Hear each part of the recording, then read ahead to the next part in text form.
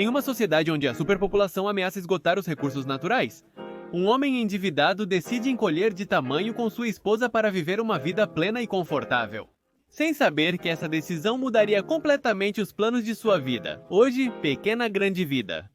A história se passa em um futuro onde se tenta solucionar a superpopulação e o descarte de resíduos. Um cientista inventa um procedimento irreversível que encolhe as pessoas para 12 centímetros de altura, visando uma vida mais sustentável. A descoberta é revelada ao mundo em uma conferência onde são mostrados os primeiros humanos reduzidos, incluindo o inventor e sua esposa.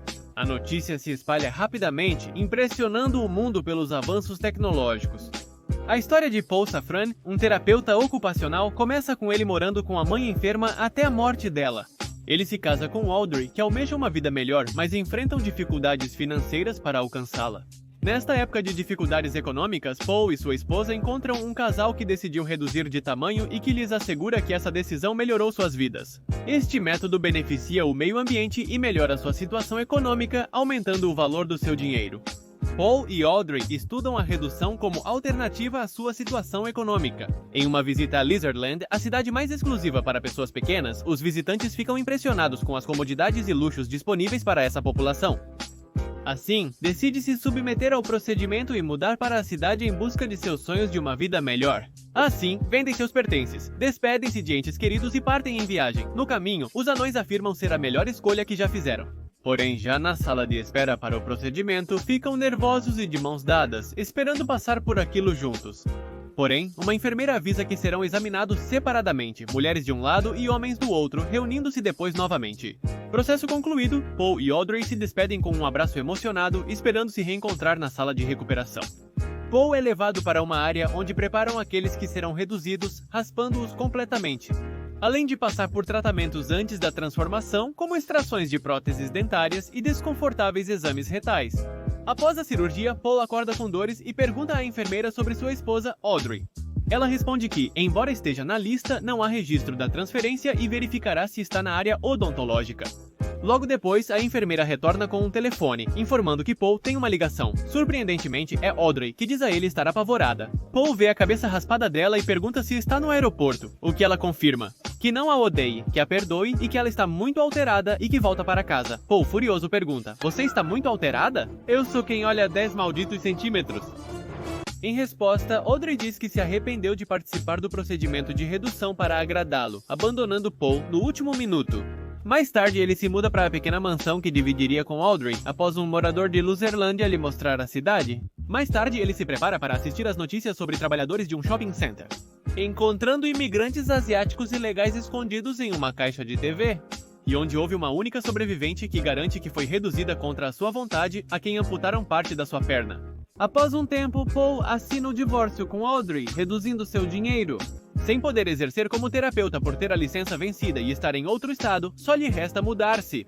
Para cobrir despesas, ele trabalha como operador de telemarketing no atendimento ao cliente, o que o faz se arrepender de ter se encolhido. Por outro lado, Paul fracassa ao tentar iniciar um novo romance e termina o relacionamento durante um jantar.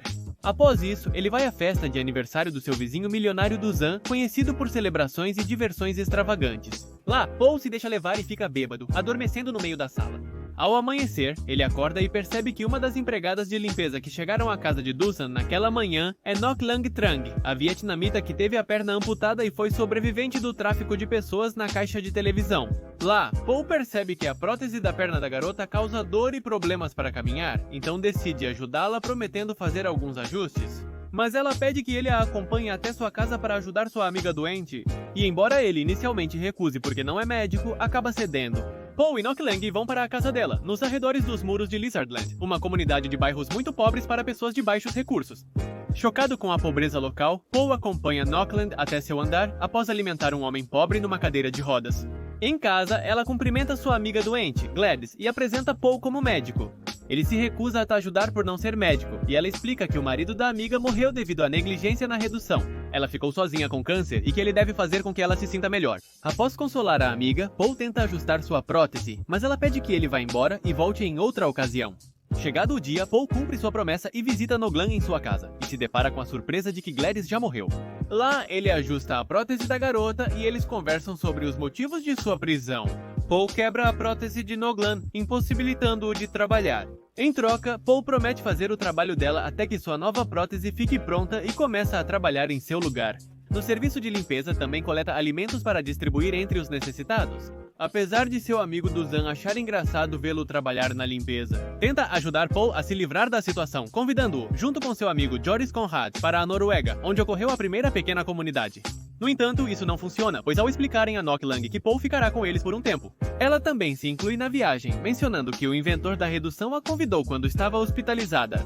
Graças a Dusan e Paul, Noklang finalmente poderá fazer essa viagem. Ela embarca com Paul e seus amigos rumo à Noruega. Durante a viagem, o barco de Paul e seus amigos encontra o iate do Dr. Abes Jørsen, inventor da redução. Lá, Paul fica perplexo ao conhecer pessoalmente o pioneiro da redução, quem os informa que a humanidade está condenada devido à emissão de metano do Ártico e que a extinção da humanidade será um fato já comprovado. Por isso surge uma dúvida em Paul. Será realmente uma extinção? O que acontecerá com a redução?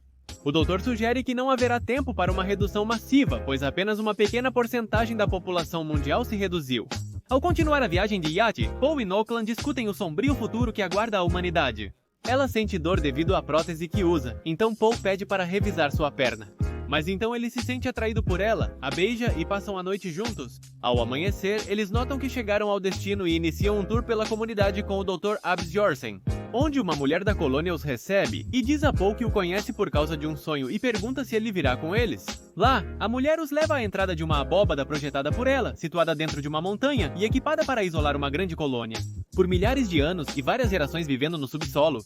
Durante um jantar, Paul descobre que a colônia entrará na abóbada no dia seguinte e todos estão prontos para um novo futuro.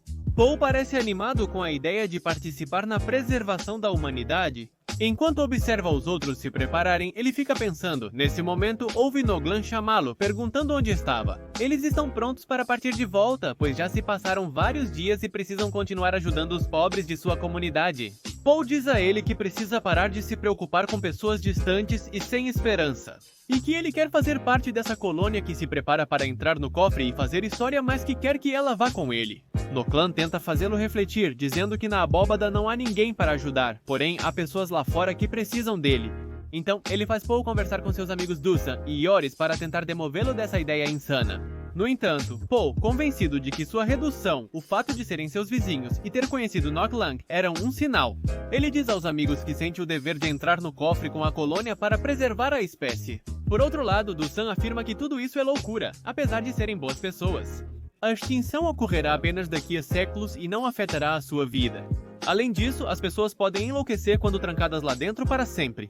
Eles poderiam chegar ao ponto de cometer crimes e morrer antes mesmo da humanidade. Ouvindo isso, Paul sai em silêncio, deixando Noklang triste. Por isso, Dusan o encoraja dizendo para se acalmar, que voltará, pois seus planos nunca dão certo. No dia seguinte, as pessoas realizam um ritual de despedida para Paul entrar na abóbada. Nesse instante, Noklang chega e pergunta a Paul o motivo de terem estado juntos na outra noite. Foi por amor? Paul diz que existem várias emoções e motivações para isso, e quer saber o motivo. Ela conta que ele a procurou, beijou e estiveram juntos, mas agora está partindo e deixando-a só. Ela pensa que ele estava com ela por pena, devido à perna. Paul afirma que ela é importante para ele, por isso quer que ela o acompanhe. Ela afirma que, apesar de todos os acontecimentos e de sua força, é uma mulher com sentimentos. Ao pôr do sol, as pessoas se reúnem para ver o último ocaso antes de sua partida para a abóbada. Posteriormente, as pessoas começam a entrar na abóbada e Paul se despede de seus amigos e de Noklang para entrar também. Lá, ela lhe entrega uma bíblia em vietnamita como lembrança e recusa um beijo de despedida de Paul. Paul entra no túnel da abóbada e pergunta a um homem a duração da caminhada, que responde que levará várias horas. Paul para pensativo e olha para a porta por onde entrou, que está prestes a fechar. Enquanto lá fora, Yari, Dusan e Noklang esperam que a porta se feche. De repente, a porta começa a fechar e Paul decide voltar correndo para a saída e gritando para que não terminem de fechar a porta. Até que sua mala fica presa. Naquele momento, Paul diz a Noklang que refletiu sobre tudo o que ela disse e que sobre sua pergunta ele estava com ela por amor. Ele a abraça e a porta do cofre se fecha. Paul e Noklang retornam às suas vidas, continuando a ajudar a comunidade. A partir de então, Paul se dedica, assim como ela, a prover o necessário aos filhos. Isso foi A Pequena Grande Vida.